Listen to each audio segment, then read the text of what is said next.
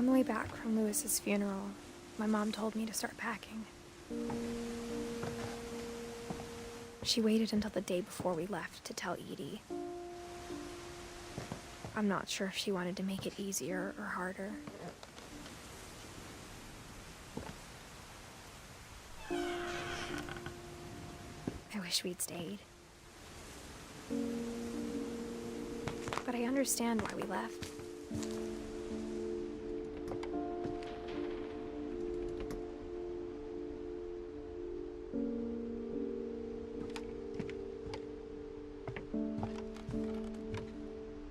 My mom ended up leaving everything behind.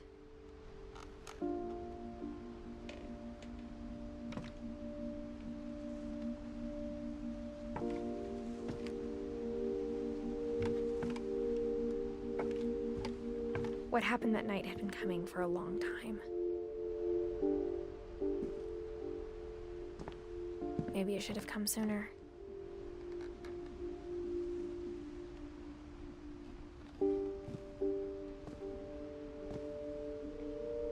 But it had to end one way or another. All that's left now is to tell you about that last night.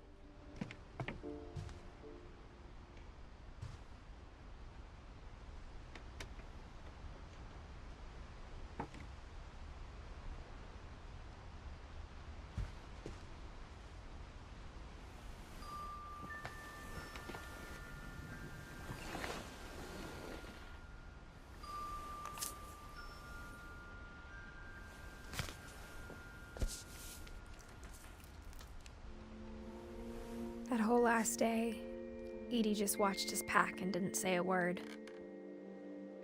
Until supper, when she raised her glass and said, "To our final night together, and all our final nights apart." Grandma, you know what I said about alcohol. Some of your medications are very Edith, specific. I left a present for you in the hallway. Why don't you go open it? The grown-ups have to argue now. I'm sorry, you're right. We're all leaving tomorrow. Let's just enjoy our last... I'm not leaving. Edith, you're excused.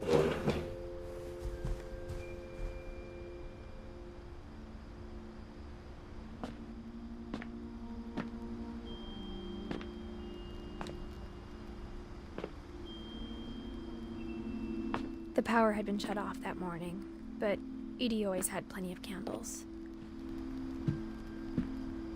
When my mom sealed the library, I don't think she knew about the other entrance. Or that Edie had a key to it.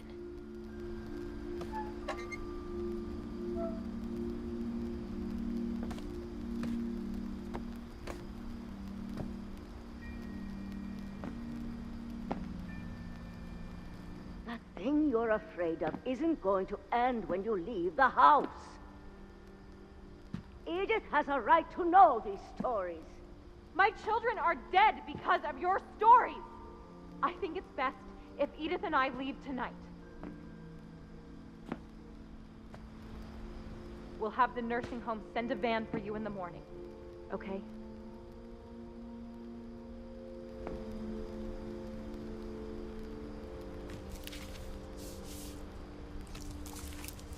Dear Edith, there's so many stories I wish I could tell you, but there's only time for one. This is about what happened on the night you were born. That night, the tide went way, way out.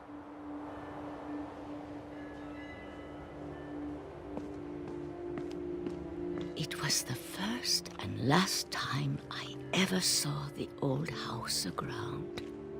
There'd been an earthquake out in the middle of the ocean. They called it the lowest tide in 1,000 years. God, it smelled awful. You know, I've seen that house every day of my life.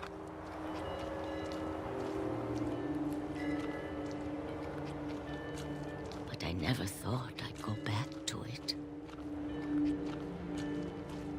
When the fog rolled in, I lost my way.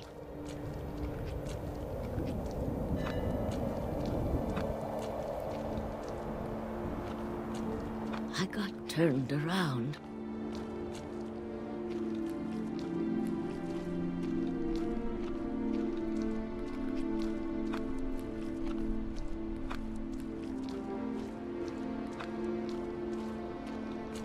I started seeing things.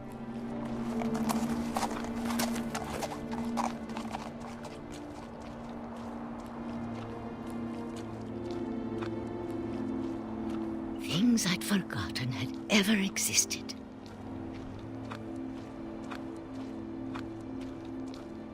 But when I saw them, they felt like old friends. That night, a lot of things came back to me. Or maybe I came back to them.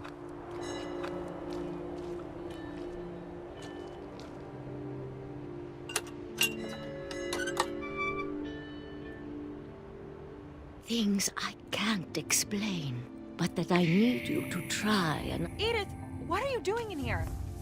It's mine. Edith! Mom, you're gonna rip it! Let go! I kicked and screamed, but Mom dragged me to the car.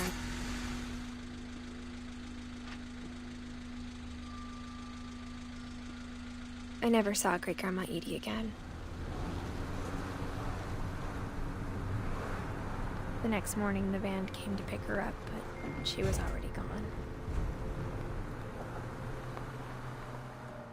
After that, we moved around a lot.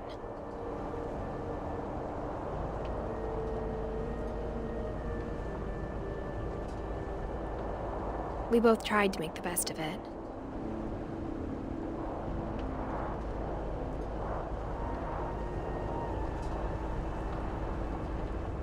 A few years went by.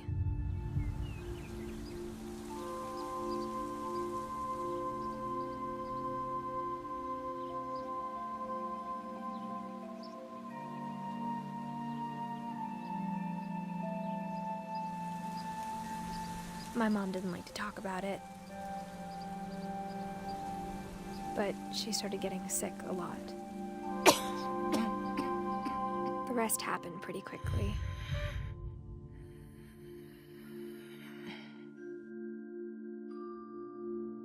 She got better for a while, and then she didn't.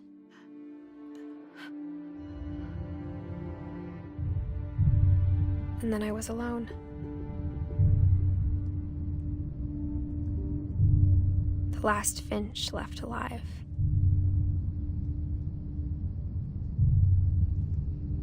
Until I found out about you. I'm still not sure what to tell you about all this. If we lived forever, maybe we'd have time to understand things. But as it is, I think the best we can do is try to open our eyes.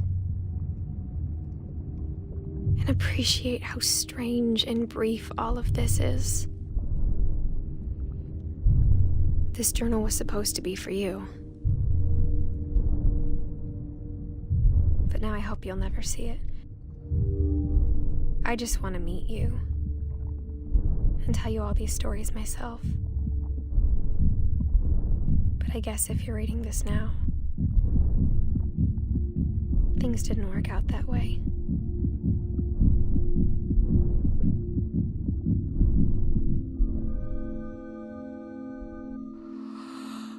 This is where your story begins. I'm sorry I won't be there to see it. It's a lot to ask, but I don't want you to be sad that I'm gone. I want you to be amazed that any of us ever had a chance to be here at all. Good luck.